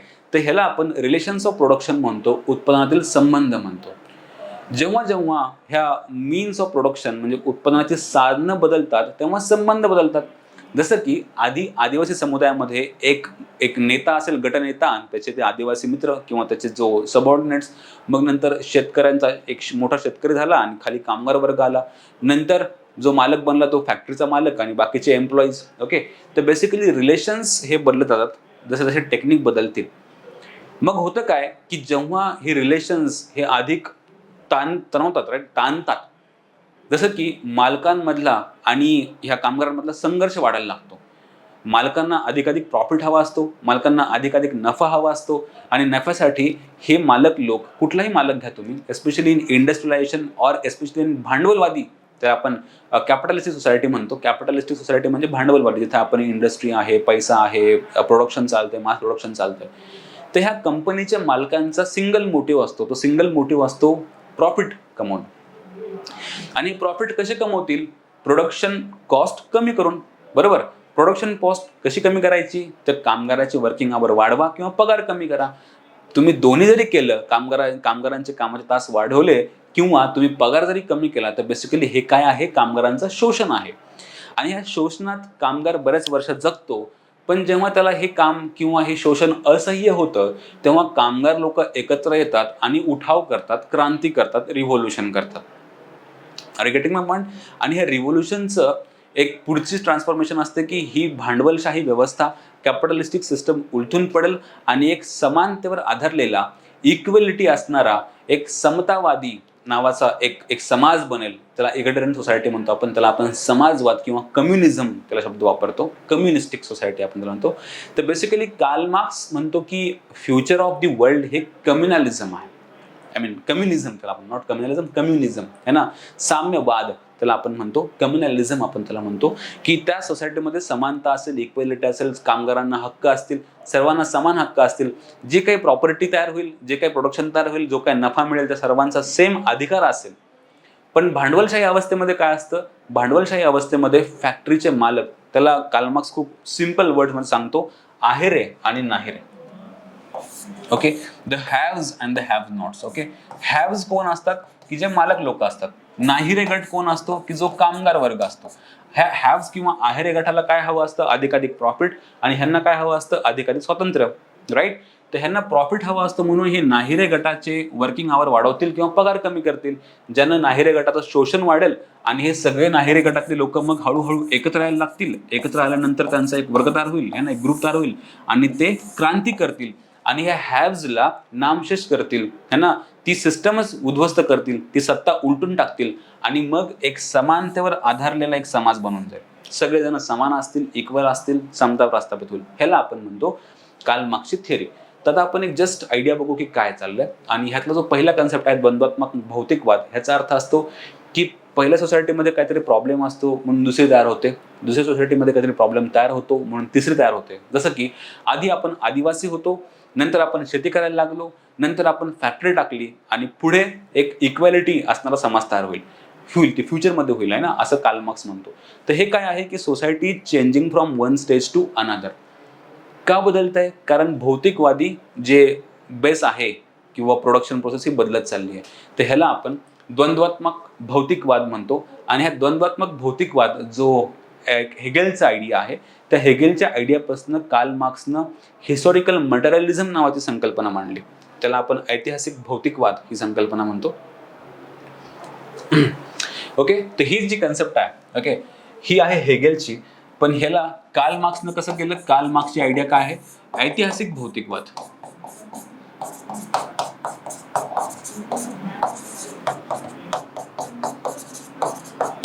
हिस्टॉरिकल मटेरियलिझम. ह्याचा अर्थ असतो की समाजामध्ये परिवर्तन घडतं. ते परिवर्तन का घडतं? कारण भौतिक परिस्थिती बदलत जाते. आधी अवजारं, मग शेती, मग इंडस्ट्री, मग काहीतरी वेगळं. ओके, सो हिस्टॉरिकल मटेरियलिझमचा अर्थ असतो की सोसायटीचा परिवर्तन. इन सिम्पल वर्ड्स, तुम्हाला एवढी किती गरज आहे ह्या कन्सेप्टची? एवढीच गरज आहे किंवा कार्ल मार्क्सची कुठली संकल्पना आहे? पहिली ऐतिहासिक भौतिकवाद. किंवा ऐतिहासिक भौतिकवाद ही कोणाची संकल्पना आहे? It is Karl Marx. ह्याच्यामध्ये काय सांगितलं आहे की समाज हा परिवर्तनशील आहे, समाज हा बदलत जातो. तो बदलतो 6 डिफरंट स्टेजमध्ये. Stage number 1, stage number 2, stage number 3, stage number 4, stage number 5, stage number 6. Okay, इथपर्यंत समाज बदलतो. आता याची नावं सांगणं ऍक्च्युली अपेक्षित नाही, पण लक्षात ठेवा, आधी आपण आदिम स्वरूपात राहायचो. आदिम, मग स्लेव्ह सोसायटी आली, गुलामांचं राज्य आलं किंवा गुलाम आणि त्यांच्यावर राज्य करणारे त्यांचे जे बॉस आहेत त्याला आपण मास्टर्स म्हणतो. दिस इज कॉल्ड ॲज दी है ना ancient communism.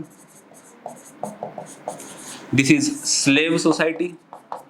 This is okay feudal society, सरंजामशाही आपण त्याला म्हणतो, सरंजामशाही.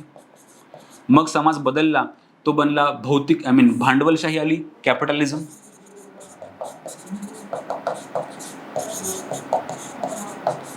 मग 5वा समाज परिवर्तन. आता कॅपिटलिझम मध्ये कामगारांचा उठाव होतो, हॅव नॉट्सचा उठाव होतो आणि हॅव्सला ते उलटून पाडतात आणि समाज हा समाजवादाकडे वळतो. सोशलिझम, समाजवाद, सोशलिझम. आणि हळूहळू समाजवाद हा साम्यवादामध्ये कन्वर्ट होतो, कम्युनिझम त्याला आपण म्हणतो. तर ही कार्ल मार्क्सची थिअरी आहे हिस्टॉरिकल मटेरियलिझम, की ज्यानं समाज हा 6 डिफरंट स्टेजमध्ये बदलतो. हे आपण खूप डीपली शिकतो ऑप्शनलमध्ये, की प्रत्येक स्टेज की बाबा व्हॉट इज एन्शियंट कम्युनिझम, ह्यामध्ये काय असं घडतं की ज्यानं तो स्लेव्ह सोसायटी बनतो, स्लेव्ह सोसायटीमध्ये काय घडतं की ज्यानं ती कन्वर्ट होते फ्युडलमध्ये, फ्युडलमध्ये काय घडतं आणि कॅपिटलिझममध्ये, देन काय होईल, हे डीपली शिकतो. पण तुमच्याकडनं एवढी अपेक्षा नाही आता एक्झामला खूप ऑब्जेक्टिव्ह हे माहीत असणं आवश्यक आहे. दुसरा जी आयडिया आहे ती क्लास कॉन्फ्लिक्टची आहे, वर्ग संघर्षाची. ही तर तुम्हाला कळाली आता. ओके, सो ऐतिहासिक भौतिकवादामध्ये कार्ल मार्क्सने सांगितलंय की समाजाचं परिवर्तन हे कुठल्या कुठल्या डिफरंट स्टेजमध्ये होतं. ह्यामध्ये काय होतं की वर्ग संघर्ष सिद्धांत, हे लक्षात ठेवा की पहिलं तर वर्ग संघर्ष सिद्धांत कोणी मांडला? कार्ल मार्क्सने मांडला. ह्यामध्ये काय होतं की जो आहेरे गट आहे आणि जो नाहीरे गट आहे, द हॅव नॉट्स, नाहीरे, हा नाहीरे गट आहेरे गटाच्या विरुद्ध संघर्ष करतो. ह्या संघर्षाला कार्ल मार्क्स म्हणतो क्रांती, रिव्होल्युशन.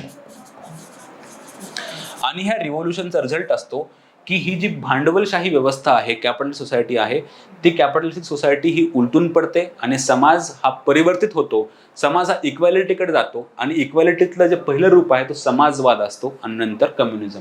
तर बेसिकली ही जी सिस्टम आपण बघतोय वर्ग संघर्ष सिद्धांत, ही ह्या सिस्टममध्ये बघतोय आपण कॅपिटलिझममध्ये, की कॅपिटलिझममध्ये कामगारांचं शोषण सर्वोच्च असतं, पीक लेवलला असतं. आणि हे कामगार ह्या शोषणाला कंटाळतात, एकत्र येतात आणि ते एक गट रिव्होल्युशन ऑर्गनाईज करतात. आणि ह्या रिव्होल्युशनचं उत्तर असतं की समाज हा साम्यवादाकडे वळतो, कम्युनिझमकडे वळतो. जो समाज हा समांतर आधारलेला असेल, प्रोडक्शन प्रोसेस सर्वांच्या मालकीची असेल, प्रॉफिट शेअर होईल है ना, सर्वांना समान उत्पन्न असेल, असा तो समाज असेल. केव्हा? जेव्हा भांडवलशाहीमध्ये, कॅपिटलिझममध्ये रिव्होल्युशन येईल and the have nots will revolt against the haves. Exactly तो आहे सेकंड वर्ग संघर्ष. बस इतकं तुम्हाला माहित असणं एक्सपेक्टेड आहे. आणि तिसरा जी कन्सेप्ट आहे ती आहे कामगार वर्गाची अलगता, त्याला आपण अलिएनेशन हा शब्द वापरतो. ही कन्सेप्ट देखील आता जो कार्ल मार्क्स जो थिंकर आहे, कार्ल मार्क्सची स्पेशालिटी ही आहे की कार्ल मार्क्सनं भांडवलशाही व्यवस्थेचा खूप डीपली अभ्यास केला. भांडवलशाही त्याला आपण इंग्लिशमध्ये कॅपिटलिझम म्हणतो. ओके, आणि त्याचं बुकचं नाव आहे दास कॅपिटल. खूप फेमस बुक आहे. तुम्ही जर कधी लाईफमध्ये चान्स मिळाला तर ह्याला वाचा, दास कॅपिटल. ओके, हे कार्ल मार्क्सचं लिटरेचर आहे. ह्या दास कॅपिटलमध्ये समजून सांगतो की भांडवलशाहीमध्ये होतं काय की हा जो कामगार आहे, कामगार कुठे असतो? नाहेरे गटामध्ये. हा कामगार, आता ह्याच्या आधी बघा की आधीच्या समाजामध्ये काय व्हायचं है ना, आधी आपण शेतीमध्ये जे प्रोड्यूस करतो तो आपलं असतं, आपल्या मालकीचं असतं. जसं की मी कांदा लावला, ऊस लावला, वॉट एव्हर है ना, किंवा गहू पेरला तर ह्याच्यातलं उत्पन्न कुणाचं असतं? माझ्या मालकीचं असतं. किंवा मी घरामध्ये काही उद्योग टाकला है ना, एक ग्रामीण समुदायामध्ये लेट्स से मी सुतार काम करतोय की एखादा अवजार बनवलं किंवा बेड बनवला है ना, तर हे ह्याच्यावर मालकी कुणाची असते? स्वतः मी बनवतोय म्हणून माझी मालकी असते, कारण कामगार स्वतः मालक असतो. पण भांडवलशाहीमध्ये काय होतं की आपण काम करतो एका कंपनीमध्ये एम्प्लॉई म्हणून, आणि आपण जे काही प्रोड्यूस करतो त्याच्यावर आपली मालकी असते का? आपली मालकी नसते. जसं की आता मी फॉर एक्झाम्पल एक वर्कर आहे मर्सिडीजच्या कंपनीमध्ये. ओके, मी रोज जातो, मी रोज 10 मर्सिडीज बनवतो, पण त्या 10 पैकी एकही गाडी माझ्या मालकीची नसते. ऍक्च्युली मालकी कोणाची असते? माझ्या मालकाची. तुम्ही काम कर, त्याच्या बदल्यामध्ये तुम्हाला काय मिळतं? पगार मिळतो. मालक म्हणतो तुझा पगार घे आणि बाहेर निघ. तू काम कर, पगार घे, बाहेर निघ. तर होतंय काय की जो माणूस खरा प्रोड्यूस करतो, जो माणूस खरंच कष्ट करतो, जो माणूस काम करून ह्याला प्रोडक्शन है ना प्रोड्यूस करतो, त्या प्रोडक्शनवर किंवा त्याच्या उत्पन्नावर ह्या कामगाराचा अधिकार नसून मालकाचा अधिकार. म्हणजे आपण काय केलंय की ह्या कामगाराला त्याच्या प्रोडक्शन पासून जे वस्तू त्यांनी तयार केली त्यापासून अलग केलंय. ओके, जर मी एखादी गाडी बनवत असेल 4 व्हीलर त्या फॅक्टरीमध्ये, अशा मी रोज 10 जरी बनवल्या तर ह्याच्यातले एकावर पण माझी मालकी आहे का? नो. म्हणजे ह्या कामगाराला त्यानं बनवलेल्या वस्तूपासून आपण वेगळं केलंय, अलग केलंय. त्याला आपण अलगता म्हणतो, एलिएनेशन.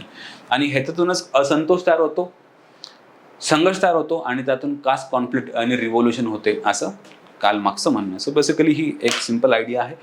जर तुम्हाला आणखी डीपली ह्याला इंटरेस्टिंगली शिकायचं असेल तर you can go into the depth. द्वंद्वात्मक भौतिकवाद, historical materialism, the theory of class struggle and the alienation theory, ह्याबद्दल तुम्ही एकदा वाचून घ्या.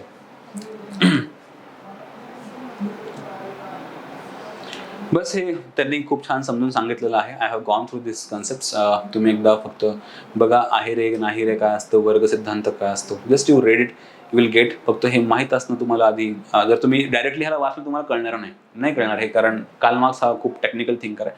आधी खूप सोप्या भाषेमध्ये समजून सांगणं आवश्यक असतं. नाव इट्स युअर रिस्पॉन्सिबिलिटी, तुम्ही ह्याला छान एकदा वाचून घ्या. Okay, now let's move towards the next concept or the next thinker. त्या थिंकरचं नाव आहे max weber may be. Okay, yes, max weber पण फार एक मॅच्युअर थिंकर आहे. मॅक्स वेबर हा सोसायटीचा अभ्यास करताना काही 3 इम्पॉर्टंट कन्सेप्टची ती मांडणी मॅक्स वेबरनं केलेली आहे. तर त्या 3 इम्पॉर्टंट कन्सेप्ट्स आहेत. पहिला की the theory of social action. दुसरी जी कन्सेप्ट आहे ती कन्सेप्ट आहे सत्तेचे प्रकार, the types of authority. And तिसरी जी कन्सेप्ट त्यांनी मॅक्स वेबरने मांडली, धर्माचा सिद्धांत किंवा सामाजिक परिवर्तनावर. आपण एक काही सेकंदाचा ब्रेक घेऊन आपण यावर बोलू. मॅक्स वेबर एका डिफरंट पर्स्पेक्टिव्हनं ह्या समाजशास्त्राकडे किंवा समाजाकडे बघतो. समाजाकडे बघताना त्यानं एक इम्पॉर्टंट कन्सेप्ट मांडलेली आहे, सामाजिक क्रिया, सोशल ॲक्शन. ओके, दुसरं आहे ऑथॉरिटी आणि तिसरं आहे रिलिजन, धर्माचा सिद्धांत आणि सामाजिक परिवर्तन. Very interesting concept. आपण याचा आयडिया घेऊ. एकदा मी आधी ब्रीफ करतो की ह्या कन्सेप्ट्स आहेत काय. जो पहिला कन्सेप्ट आहे सामाजिक क्रियेचा सिद्धांत किंवा सोशल ॲक्शनचा सिद्धांत, तर मॅक्स वेबर काय म्हणतो की जेव्हा हे सोसायटीमधले इंडिव्हिज्युअल्स एकमेकांसोबत इंटरॅक्ट करतात त्याच्यामागे काहीतरी अर्थ लपलेला आहे, मिनिंग लपलेला आहे, काहीतरी मूल्य आहेत, काहीतरी है ना, त्याच्यामागे काहीतरी डीप आयडिया आहे, म्हणून ते एकमेकांशी इंटरॅक्ट करतात. ते विनाकारण एकमेकांसोबत इंटरॅक्ट नाही करत. तर अशी क्रिया की ज्यामध्ये त्याच्या मागे काहीतरी मिनिंग्स अँड मोटिव्स लपलेले असतात, म्हणजे काहीतरी अर्थ आणि मूल्य असतात, आणि अशी क्रिया की ज्यांना दुसऱ्यावर त्याचा परिणाम होतो त्याला आपण सामाजिक क्रिया म्हणतो. अदरवाईज अशी क्रिया की जी एकट्यात आपण करतो, जसं की आपण एकट्या रूममध्ये बसलोय आणि एकट्याशीच बडबड करतोय, गाणे म्हणतोय किंवा शॉवर घेताना गाणे म्हणतोय. So it is not social action, कारण ॲक्च्युली आपण दुसऱ्यावर परिणाम करतोय का, दुसऱ्यावर परिणाम नाही करत.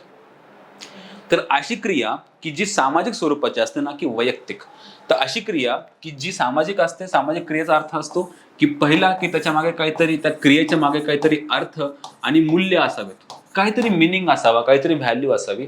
आणि दुसरा की त्यांना दुसऱ्यांवर है ना, दुसऱ्या व्यक्तीवर त्याचा इफेक्ट, परिणाम, इम्पॅक्ट असावा,